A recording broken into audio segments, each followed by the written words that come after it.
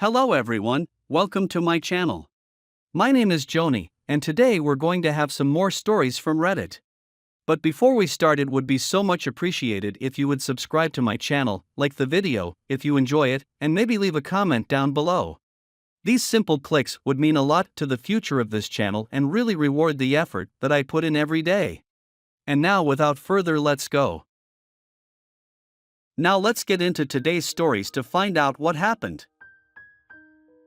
I, 32, was working as a chemical engineer, and my wife of 2 years, Linda, 27, worked as a nurse assistant at the time. We didn't have children, but we were planning to start a family soon. We were financially secure. I made around $140K a year and my wife made around 30.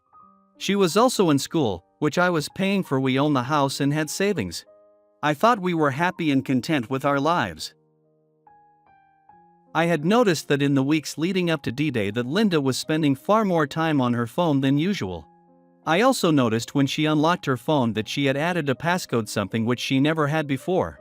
We never had a reason to have passcodes before on our phones, since I never used hers or she never did mine. We never snooped on each other's phones ever. However, I didn't think much of it at the time, since she had never given me any reason to doubt her. Fast forward to D-Day, me and Linda had escaped to the lake house my family owned a few days prior, which was located about 1.5 hours from home. We were planning on spending some quality time together, since we had both gotten a bit busy with our careers, school, etc. In hindsight, I did notice that Linda was a little preoccupied during this day. However, I was still unaware. Her nephew had been diagnosed with leukemia a few weeks ago when the entire family was buzzing with the news. So I thought perhaps it was that. She also seemed to be texting more than usual as well. But I thought maybe it was her sister relaying news and asking for advice regarding her son. On the second day since we arrived, Linda had started working on her special Moroccan dish that she had been excited about for some time. She asked me to look the preparation method up again on the web, and I do. But my battery's about to die, so I go in and plug it into the charger. She then unlocks her phone and tosses it to me, and asks me to look it up on her phone. I search for it and read it out loud. Just as I finished reading it and was about to turn the screen off and get locked out of her phone permanently, a silent WhatsApp notification pops up. I find it weird, since I didn't know Linda even had WhatsApp, and I automatically click on it. I wasn't expecting to see anything incriminating, or wasn't even trying to snoop. It was more like a reflex action more than anything, and I opened the chat log between her and the guy. He goes, "How's it going?" Then he's typing. Then as I'm staring at it, he sends another one, "Already missing you." My entire vision blurs, and I feel the room spinning for about 3 seconds. I hurriedly grabbed her phone and head off to the den. My wife is still preparing for her special dish, blissfully unaware that I was close to seizing just a few feet over. I scroll through their endless chat. There's flirting, there's exchanging nudes, there's a lot of talking about the intimate they had or are planning on having, etc. They've also professed their love for each other a few times. After about 10 minutes of scrolling, I've had enough. I decide on the spot that my marriage is over. After reading through all that, there's no way I'll ever want her in my life, much less my bed. I tried changing her password, but failed. So I changed the screen sleep time of her phone to never. Then grabbed my car keys in her phone and head out. On the way, I uttered something about grabbing some toiletries that I had forgotten to bring along from a store half a kilometer away. She says something back, I barely register what it is. As I get behind the wheel, I feel a strange sense of serenity as the fog lifts and my mind clears. I stop shortly after, just out of reach of the lake house, and text the guy we're coming home. Ben has a work emergency. Let's meet at their usual hangout at 12. And I drive. I drive for nearly 2 hours, but it feels like an eternity. I arrived at their usual hangout, which is a coffee shop close to her school. I wait in the car to kill the time till 12.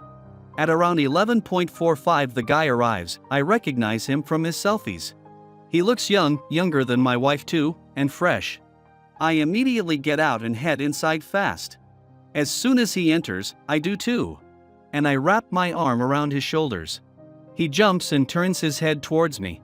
My face is literally inches from his and his pupils dilate as he recognizes me. Whatever he was about to say died on his lips. I grip his shoulders tight and direct him to a nearby table. He looks like he's about to have a panic attack. I calmly take her phone and press record and ask him to start from the beginning. He starts to protest, but I say he's blown my marriage up. This is the least he could do. They were introduced by one of their mutual friends. They went from acquaintances to friends really fast, and within weeks they were in bed. This had been going on for 10 months. All this time she had been, and I had been talking about starting a family, she was screwing him. He went on and on about their escapades, the lies, the deceit. But I just tuned it out for the rest of the time. I had heard enough. After he finishes, he starts apologizing. He's sorry he tore my marriage apart, but he's in love with her and he sees a future with her. She's the one, I tell him fine. He can have her. I have no use for her anymore. I don't want someone's leftovers. Then I thank him. I thank him for helping me see what a skank she is before I put a bun in her oven. I thank him for the 18 years of child support I will be paying. I then tell him her location and ask him to go get her. Then I head out. I head straight home. While on my way, Linda calls me from the landline and she's in hysterics. She asks where I was, that she was worried sick I had gotten into an accident. She tried to call me but couldn't find her phone, but then remembered there's a landline. I calmly tell her I'm on my way home and ask her to pack her shit and come home straight away. She freaks out and starts rambling by hang up. She tries calling several times but I don't answer. She then calls her own phone, probably to locate it, thinking it's still in the house, but I let it ring too. I get home and get busy. I call my best bud and bawl like a freaking baby. He was a solid support and he says he'll make some calls around and get back to me. Meanwhile, I screenshot the chats between her and her lover and send them to my phone. I also send all the pics and videos of them. Then I changed her Facebook status to single. I then create a post on her profile quoting one of her texts to the guy. So what's the lie I'm going to tell Ben today so I can come screw you, with a heart eyes emoji. Then I head over to her IG and add one of their selfies where they look intimate to her IG story. I activate the notification sounds and leave her phone on the tabletop. It doesn't take very long for the phone to buzz nonstop with messages and reactions from confused family and friends. I figure Linda must already be on the way back and her lover on the way to the lake house if he's actually going to fetch her. Either way, they're going to miss each other. Then my friend gets back from his lawyer friend, who's ready to clear up a bit of his schedule to create a wiggle room for me. So I head out immediately and my friend arrives too. House is in my name and so are the savings. As per the infidelity clause, I won't have to pay her alimony. Proving the infidelity would be a walk in the park. I'll be walking away from the marriage pretty much unscathed, except for the 2 years I wasted on this woman in PTSD. When I head home, my soon-to-be ex-wife is on the front porch with all our luggage lying around.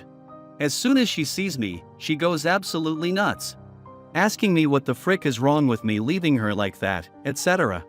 I unlock the door and quietly step inside. And she follows, rambling at 1,000 words per minute. She finally gets in my face and yells at me.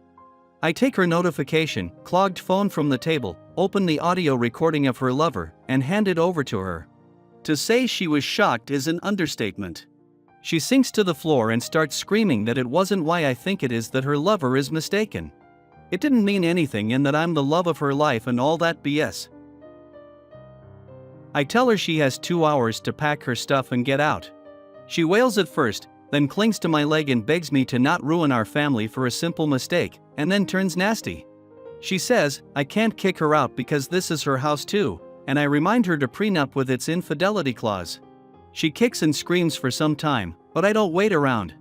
In the span of the next few hours, I inform her family, my family, her friends, her colleagues, etc. Since the prenup is solid, I figured it's important to get my narrative out first, since I have no doubt she's going to spin some sort of sob story and make me out to be an abuser or something. So, long story short, I serve her within the week and 6 months later our divorce is finalized. Soon after I kicked her out, she moved in with her lover, and they lasted a solid 2 months before she set herself up in her sister's guest room. From what I heard at the time, she was let go of her job and was taking a break from school till she scraped some dollars to pay for it. The final time I saw her in court, I almost didn't recognize her.